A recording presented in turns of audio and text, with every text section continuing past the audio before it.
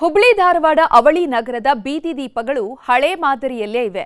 ಇದರಿಂದ ಮಹಾನಗರ ಪಾಲಿಕೆ ಹೆಸ್ಕಾಂಗೆ ಲಕ್ಷ ವಿದ್ಯುತ್ ಬಿಲ್ ಕಟ್ಟಬೇಕಾಗಿದೆ. ಇದು ಪಾಲಿಕೆಗೆ ಹೊರೆಯಾಗ್ತಾ ಇದೆ. ಇದನ್ನು ಅರಿತು ಹೊಸ ತಂತ್ರಜ್ಞಾನದ ಎಲ್ಇಡಿ ಬಲ್ಬ್ ಅಳವಡಿಸೋದಕ್ಕೆ ಯೋಜನೆಯೊಂದು ಸಿದ್ಧವಾಗಿದೆ. ಆದರೆ ಯೋಜನೆ ಕಾರ್ಯರೂಪಕ್ಕೆ ಬರದೆ ನೆನೆಗುದಿಗೆ ಬಿದ್ದಿದೆ.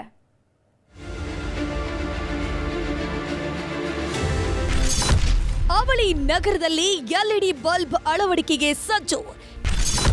ಕಾಮಗಾರಿ ಆರಂಭಕ್ಕೆ ಸಿಕ್ಕಿಲ್ಲ ವರ್ಕ್ ಆರ್ಡರ್.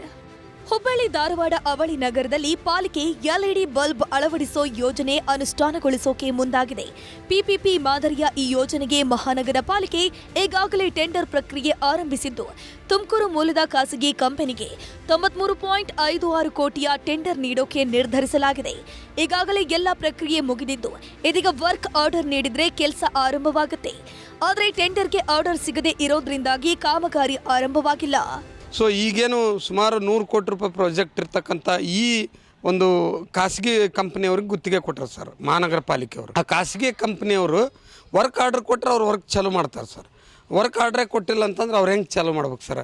ಸೊ ಹೀಗಾಗಿ ಅವ್ರಿಗೆ ವರ್ಕ್ ಆರ್ಡರ್ ಕೊಡಬೇಕಂತೇಳಿ ನಾನು ಸಾರ್ವಜನಿಕರ ಪರವಾಗಿ ಒತ್ತಾಯ ಮಾಡ್ತೀನಿ ಸರ್. 2022ರಲ್ಲಿಯೇ ಖಾಸಗಿ ಕಂಪನಿಯೊಂದರಿಂದ ಅವಳಿ ನಗರದಲ್ಲಿರೋ ವಿದ್ಯುತ್ ಕಂಬಗಳ ಸಮೀಕ್ಷೆ ಮಾಡಿಸಲಾಗಿದೆ. ಸಮೀಕ್ಷೆ ಪ್ರಕಾರ ಒಟ್ಟು 75,000 ವಿದ್ಯುತ್ ಕಂಬಗಳಿವೆ. ಅದರ ಆಧಾರದ ಮೇಲೆಯೇ ಟೆಂಡರ್ ಕರೆಯಲಾಗಿದೆ.